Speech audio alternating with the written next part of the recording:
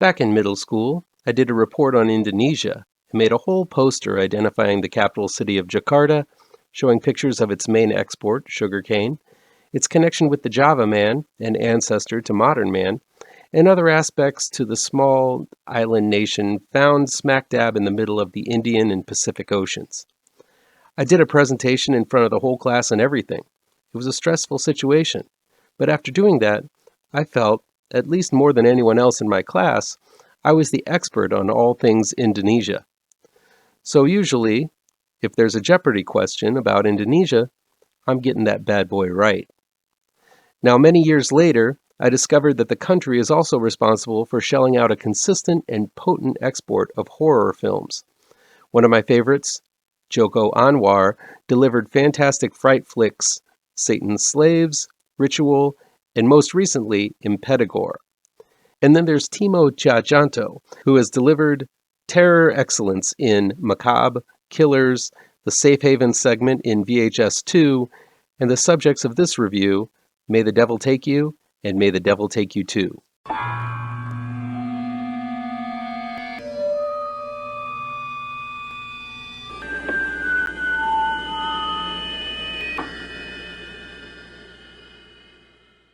Welcome back to ML Miller Frights, a part of the Kings of Horror Network. I'm ML Miller. While you might be watching this video on the Kings of Horror Network, I urge you to click over to my ML Miller Frights YouTube page and give it a like. Please share with all of your buddies. Click subscribe to this channel, and don't forget to ring that bell for notifications. May the Devil Take You is streaming on Netflix. It's directed and written by Timo Tjahjanto. Alfie, played by Chelsea Islan, is an estranged daughter of a successful businessman who years ago made a deal with the demon witch to attain his riches.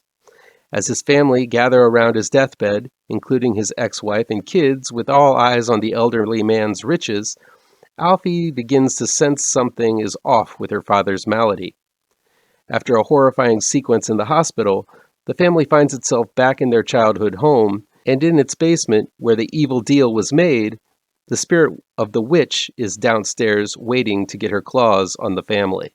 While not a complete remake, May the Devil Take You is a wonderful homage to Sam Raimi's Evil Dead. It doesn't copy the story beat for beat, but it does take place in a cabin in the middle of nowhere with a group of people grappling tooth and nail against an evil spirit that promises to tear their souls apart. But it's not just the subject matter that's familiar. Timo Tjahjanto also borrows Raimi's vivid and creative camera work, latching the camera onto inanimate objects and whipping it through the air, around the home, and into the faces of these hapless victims. There's a fantastic shot that amps tension while also being amusing, where the camera turns at an angle to follow Alfie as she descends a flight of stairs.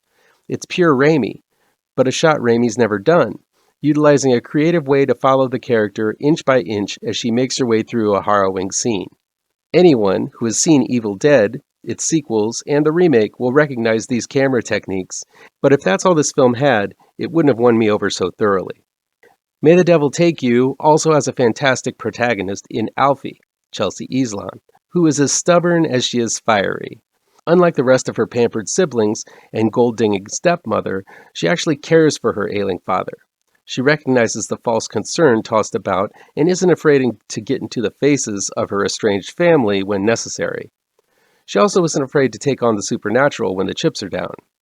Much like Bruce Campbell's Ash, Alfie is beaten all to hell, tossed around into every wall of the place, and doused in all kinds of blood, mud, and gore by the end of this ordeal. The wrath of the witch demon is violent, and Alfie gives as much as she gets, and still stands up snarling. I couldn't help but root for this tiny little Spitfire as she goes toe-to-toe with all of these terrors. I also have to note that Ruth Marini is a horrifying protagonist as the witch priestess who terrorizes Alfie and her siblings throughout this entire film. Her gigantic eyes and expressionless face is the stuff of nightmares. This is an extremely gory film as well, which again is reminiscent of the Evil Dead films, but it still manages to have all kinds of unique ways to terrify and nauseate. From pulling lengths of hair out of one's mouth to floating possessed monstrosities attacking from every nook and cranny of the building, this is a film that gets nice and goppy, yet remains chilling to the core as well. Late in the film, there's a scene when someone literally rips their own face off that is a showstopper of a practical effect. These are scenes that utilize every inch of the small haunted home, yet as the group soon finds out, once they leave the place, the surrounding area is just as treacherous. Everything culminates into a soaking wet and fetid finale as Alfie takes on the witch with every fiber of her being. And it's pretty spectacular. May the Devil Take You 2 is streaming on Shudder. It's again written and directed by Timo Tjahjanto, and it pretty much picks up just a little while after the first one leaves off. It's also known as May the Devil Take You Chapter 2, where Alfie thinks she put the demons behind her as she and her stepsister Nara, played by Hajia Shabab, break into homes for shelter and a good night's sleep, only to move on in the daytime. But the two are dragged back into the world of witchcraft, demons, and the occult when a group of teenagers who all lived in the same foster home are tormented by an evil spirit of the housemaster who abused them. As children, they burn their tormentor alive in the basement of the foster home, but this evil spirit seems to be taking them out one by one now that they're adults. Hearing about how Alfie survived her trials with witchcraft, the teens abduct Alfie and Nara, bringing them to the home where the crime was committed in hopes Alfie might be able to dispel the evil spirits. But it seems the spirits remember Alfie escaping from the last film and are determined to rectify that in as gory and violent a fashion as possible. Now, once again trapped in a house in the middle of nowhere, Alfie, Nara, and the teens must survive the night and hope to find some way to break the curse, lest their souls be possessed and dragged straight into hell. In this sequel, Alfie finds herself in a very similar scenario as she did in the first May the Devil Take You film. The difference is that this time, Alfie is a bit wiser in the ways of these demonic beings, and instead of being paired with the family she loathes, she's stuck with people she doesn't even know. But she relates to these people as she felt like an outcast herself within her own family and lacked that kind of belonging. The film shows Alfie a bit more savvy as to what to do and vengeful for what these monsters have put her through in the film prior. Alfie's no expert, like the teens believe, but she has fought these demons before, so she's looked at with some reverence, whereas no one believed her in the previous film until it was too late. So while the setting might look familiar, the character we have followed through these two movies has evolved and developed. But don't worry, even if you haven't seen the first one, there's not much in need of catch-up to do in order to enjoy Part 2. While the original film is referenced, I think those going into Chapter 2 green will get the gist of it simply because, once again, the film is a lot like The Evil Dead. Because the plot is such a familiar trope in horror, it allows one to enjoy either film in sequence, out of order, or each on their own. I don't suggest to watch it this way, but if you don't have both Netflix and Shudder, I wouldn't worry about only being able to watch one. Things do pack a bigger impact having seen the original before the second chapter. There is a badass scene where Alfie beats a possessed demon in the head over and over with a pipe that resonates because we know how much horror Alfie has endured in the previous film. Still, these two are not the same film, and both are easy to enjoy on their own. While May the Devil Take You paid homage to Evil Dead, Chapter 2 doubles down on it by introducing a book of spells, not unlike the Necronomicon, as well as a cellar door in the floor of a secluded house. Again, Tjahjanto apes Raimi's vivid style of following spinning saw blades as if the blade was attached to the bottom of the camera as it flies around the room towards the teens.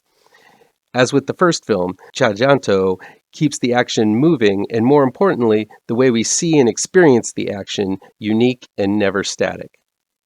I will say that May the Devil Take You 2 dives a bit deeper into the magical side of things, and it makes it a little less interesting for me.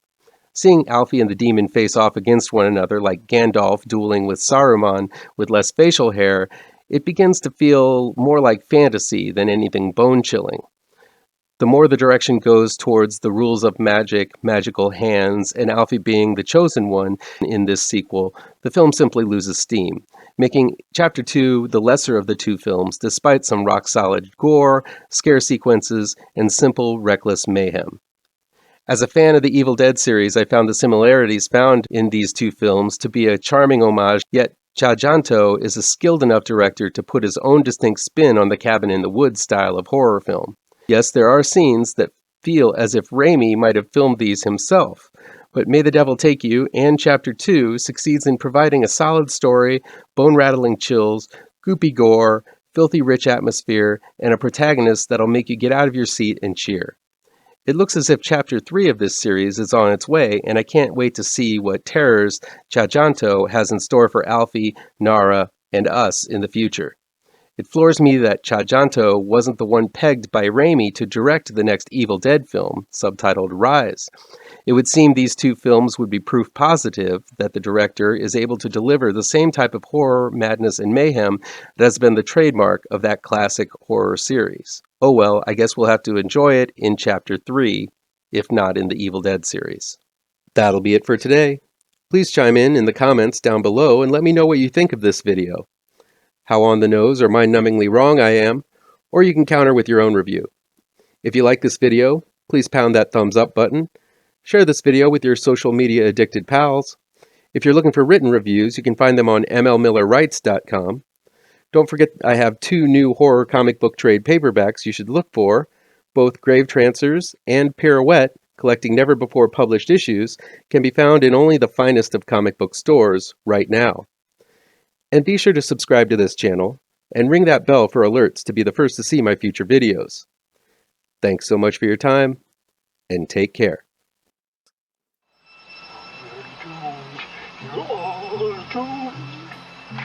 You're doomed